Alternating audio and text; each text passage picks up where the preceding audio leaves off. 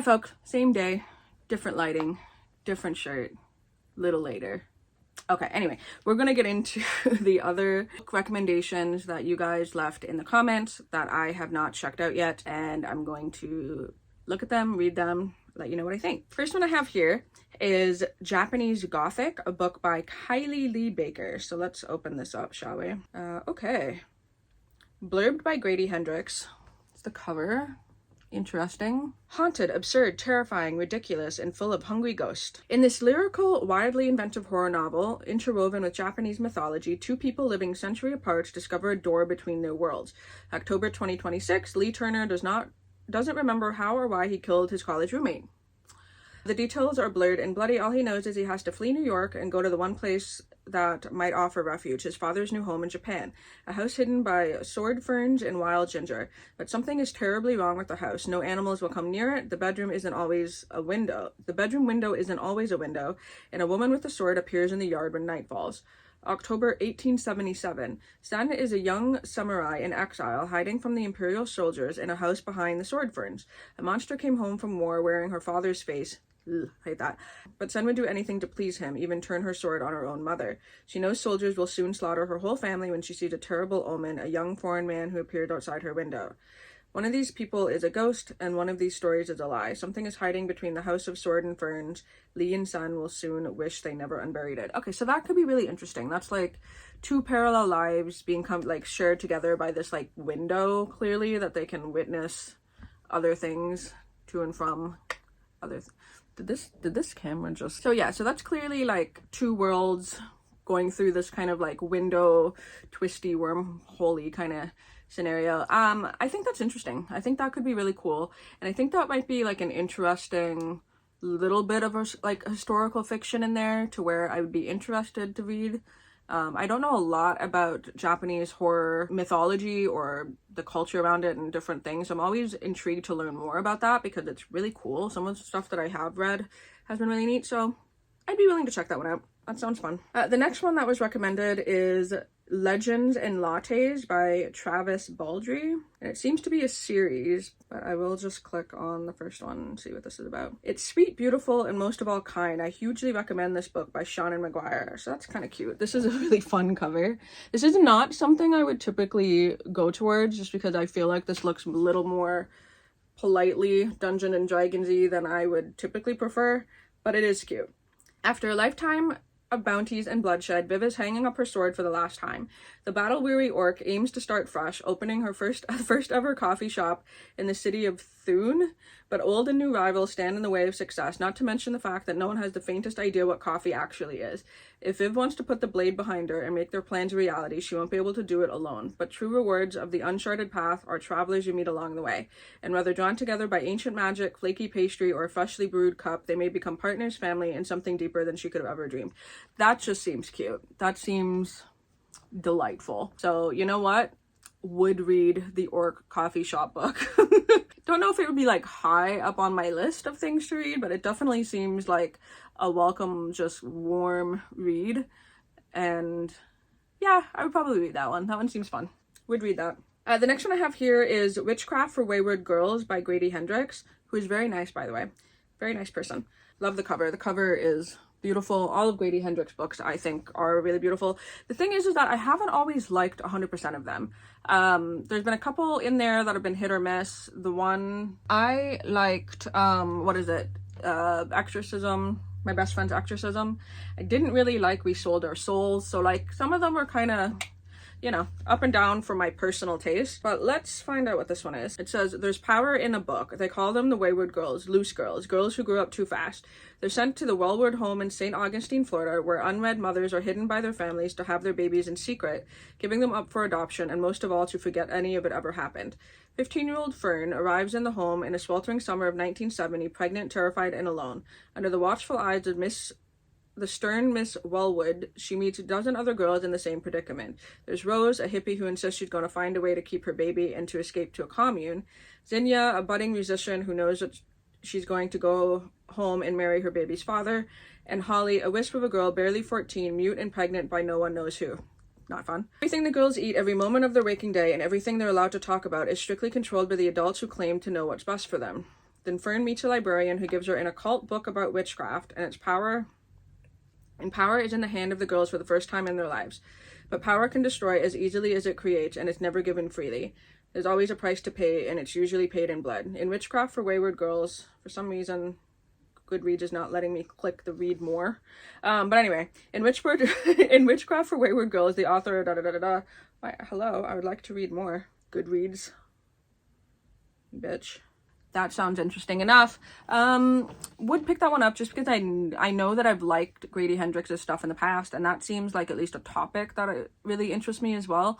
The thing is that I really like a lot of the world building, a lot of the characters, and it starts off strong, but I never really have like a solid ending to his book, so I would be curious to know if that ending would be good. I'd pick that one up.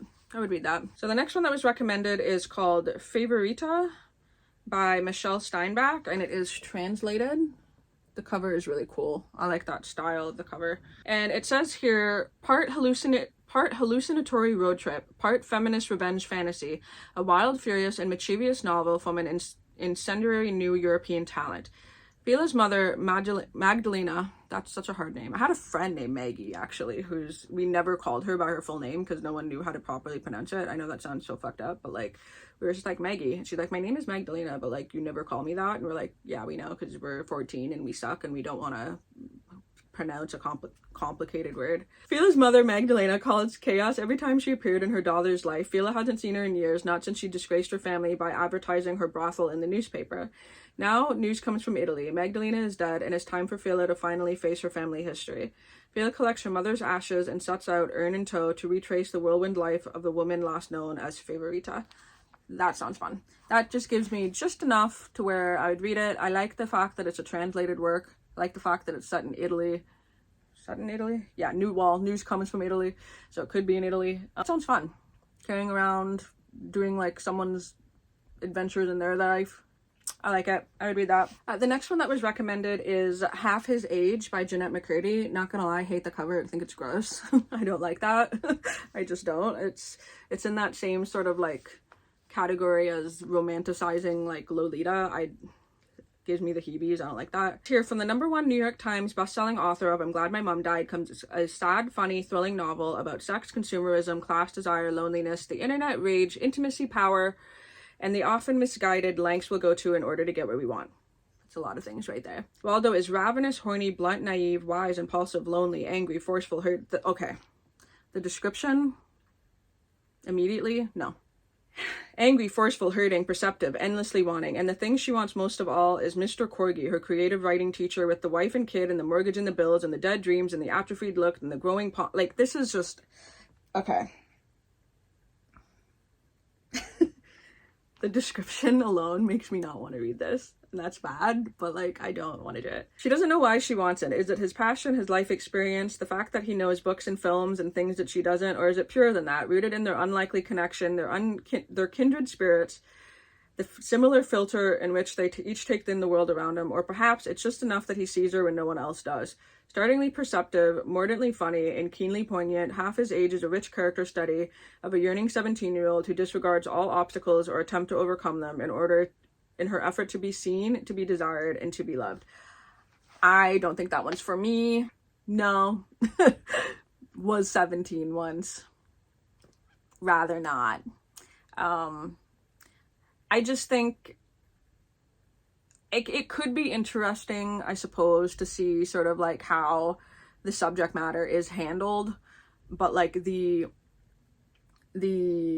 lustfulness or the earnestness of a 17-year-old towards a person of power is just not a dynamic that I want to read personally, and I don't want to hear about his perspective whatsoever. And it's like, if you get his perspective in the book whatsoever from anything that's other than just a not willing participant in that relationship, it's just a role and a dynamic in a relationship that I don't care to read from.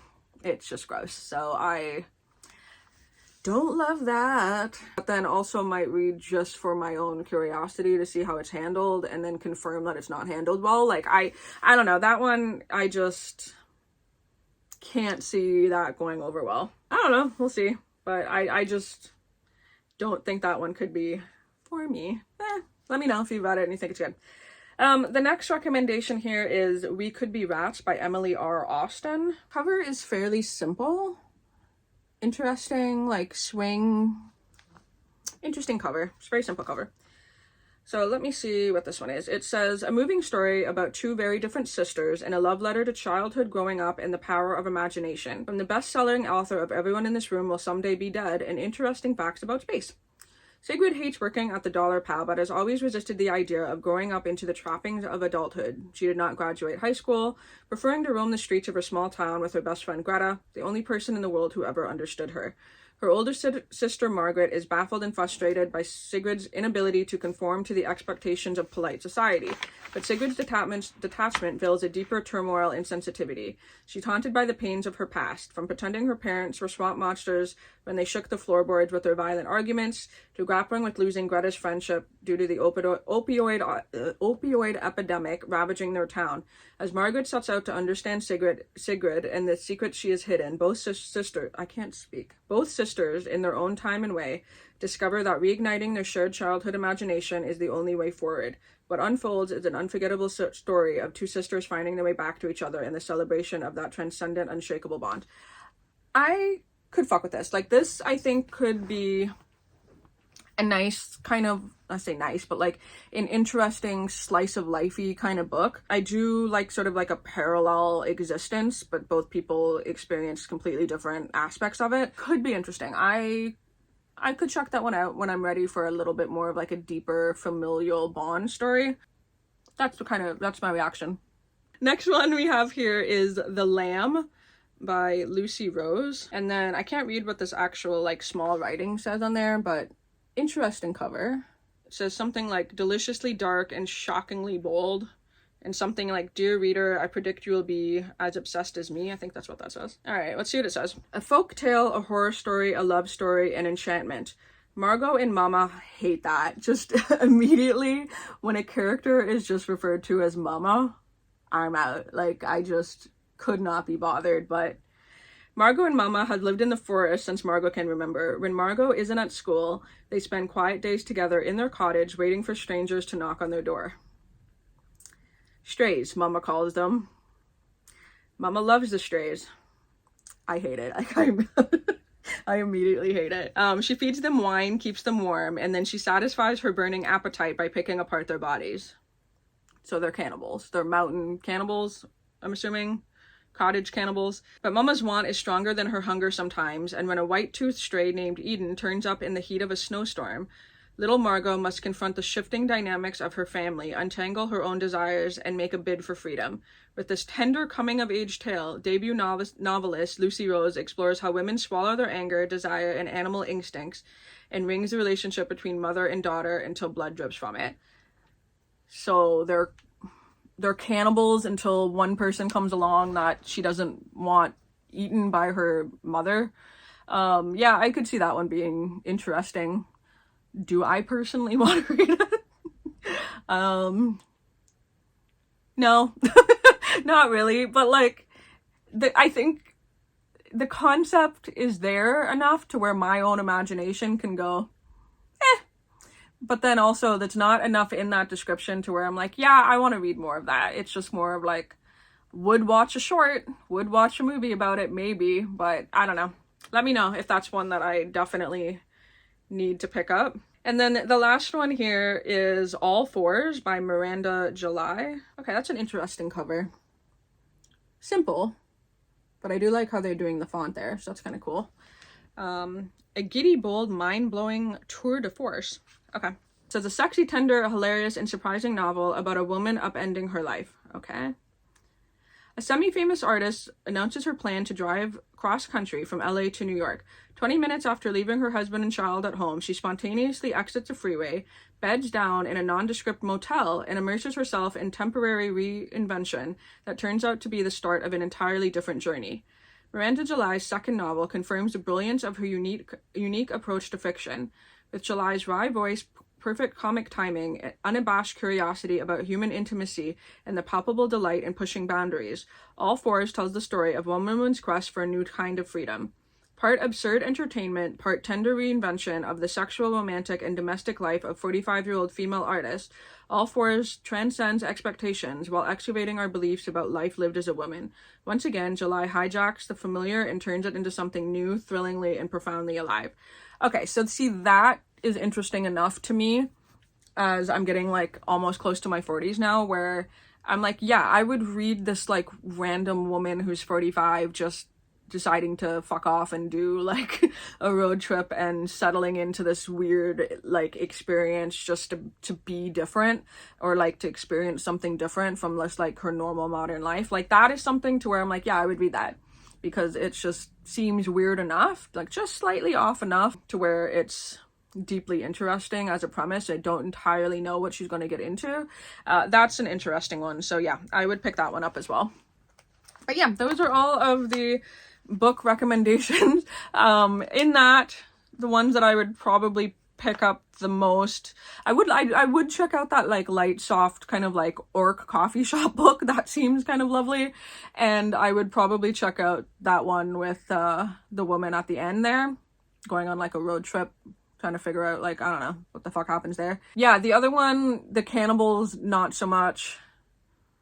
Even Grady Hendrix, it would be like, I would read it because it's Grady Hendrix, but it's not like at the top of the list. So as always, please leave me any more recommendations of stuff that you think I should check out. Let me know. If any of these are your favorites, let me know. Like, let me know, hey, you may have said this about it, it may not be it, but it's actually mind-blowing. let me know that in the comments. That would be greatly helpful. And yeah, that's that. Those are the books that y'all recommended me, and we'll see how many of those I end up picking up at some point. But as always, I hope everyone's doing good, and I will catch you in the next one. Bye!